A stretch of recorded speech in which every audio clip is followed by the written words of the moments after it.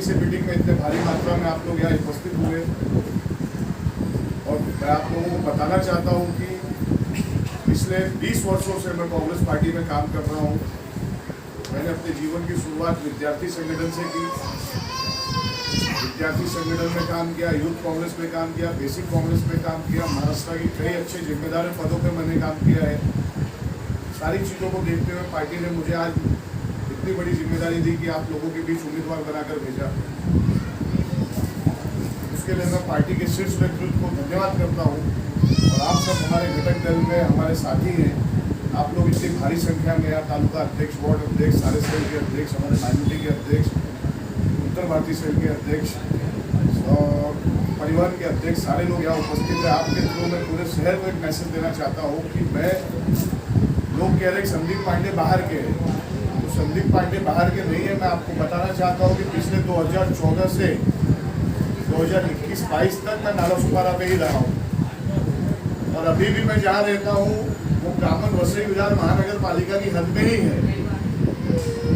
मैंने वहाँ जगह लेके घर बनवा ली, यहाँ बिल्डिंग्स में रहता था, वहाँ मैंने जगह लेके घर बनवा ली। तो मैं कोई बाहर का कैंडिडेट नहीं हूँ आपके बीच में। दूसरी चीज़, यहाँ की जितनी सारी समस्याएं हैं, यहाँ आप लोगों को हमने 5 बजे कहा और हमें आने में 1.5 घंटा लगा, 1 किलोमीटर। तो सबसे पहली समस्या है यहाँ की ब्रिज की समस्या है, जिससे आपको पार करने में, ईस्ट वेस्ट आने जाने में 1 से 1.5 घंटे लगते हैं। तो मैं यहाँ के नेता और यहाँ के अधिकारी से पूछना चाहता हूँ कि पिछले 35 वर्षों में अगर उन्होंने विकास किया तो यही उनका विकास है। अभी हमारे मौलाना जी कहे कि भैया यहाँ सड़क नहीं चलने के लिए, तो आपको बताओ सड़क, पानी, बिजली, 35 साल शासन में रहने के बाद अगर शहर वासियों को हफ्ते में 5 घंटे बिजली नहीं है, हफ्ते में 5 घंटे बिजली नहीं है, किसी पर्टिकुलर डे को बिजली काट दी जाती है, तो ये किस तरह का विकास है।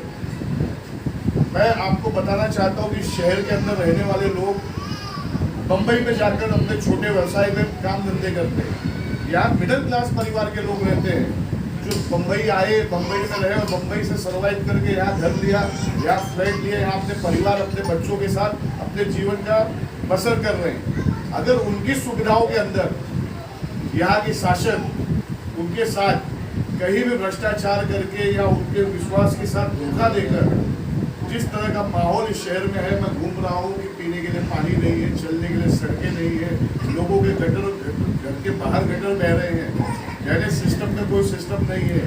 आज आप लोग माइनॉरिटी के इतने लोग यहाँ जमा हो, इस शहर के अंदर दफन भूमि नहीं है। इस शहर के अंदर 35 साल हो गया शासन करते, 22 साल हो गया महानगर पालिका को। इस शहर के अंदर महानगर पालिका द्वारा अब तक कोई पोस्टमार्टम घर नहीं बनाया गया है। इस शहर के अंदर एक भी बच्चों के लिए स्पोर्ट्स कॉम्प्लेक्स नहीं है। कोई भी आधुनिक तरीके से गार्डन का विकास नहीं हुआ है। शहर के अंदर पॉलिटेक्निक कॉलेज का विकास नहीं हुआ है। राज्य सरकार द्वारा किसी भी शासकीय प्रशासकीय कार्य से इस शहर को होने वाला, पब्लिक को होने वाला कोई फायदा नहीं है। मैं आपको बताना चाहता हूँ, इस राज्य की सरकार, यहाँ हमारी बहनें बेटी आज भाऊ बीज का दिन है, लाडली बहन देकर उनके खातों में पैसे डालते हैं, लेकिन उनके दूध, दही, ब्रेड, गेहूं, आटे, चावल पर जीएसटी लगाकर उसका 5 गुना उनसे वसूल रहे हैं। सरकार, ये राज्य सरकार और ये लोग सिर्फ और सिर्फ जनता को गुमराह करने का काम कर रहे हैं। हमें हमारे लोगों को जागरूक करना होगा कि जो सरकार कांग्रेस की थी इसके पहले, जिस तरह से आपने देखा होगा कि इस देश के अंदर, इस देश की जो बहुरानी स्मृति ईरानी थी, हमारे पंतप्रधान जी को चूड़ियां भेजती थी महंगाई को लेकर, ये 10 सालों से वो कहाँ है? इस 10 सालों से वो कहाँ है? की बात पता लगाएगा। आप समझिए कि महंगाई, जो गैस सिलेंडर कांग्रेस के समय 350 का आता था, वो गैस सिलेंडर इस समय 800-900 रुपए का आ रहा है, 1000 रुपए का आ रहा है। कमर्शियल सिलेंडर 3800 रुपए का आ रहा है। अगर कोई छोटा व्यापारी होटल चला रहा है या उसकी कोई गैस कटिंग मशीन है, तो आप समझिए कि ये आम आदमी का जेब काटने का काम राज्य सरकार करती है। रही बात नालासोपारा की, तो यहाँ राज्य सरकार का कोई लेना देना नहीं है। यहाँ की जो लोकल पार्टी है वो इतनी भ्रष्ट है कि यहाँ के नगर पालिका, यहाँ के छोटे व्यवसायी, यहाँ के छोटे बिल्डर, वो हमारे आपके लोगों को घर देने के नाम पर, फ्लैट बेचने के नाम पर ठगी करते हैं। और वो सब उन्हीं के लोग हैं उनको परमिशन देने वाले भी उन्हीं के लोग हैं और कल को जेसीबी लेके खड़े रहने वाले भी उन्हीं के लोग हैं। तो वो आपसे वोट लेते हैं, आज से आपको बेघर करते हैं।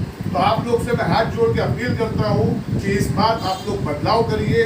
महाराष्ट्र के अंदर और साथ ही साथ नाला सुपारा के अंदर महाविकास आघाड़ी के जो भी उम्मीदवार है उसको आप वोट देकर राहुल जी का और उद्धव जी का हाथ मजबूत करने का काम करिए। मैं आपसे बस यही अपील करता हूँ, ये कोई चुनावी मुद्दा नहीं यहाँ पर है।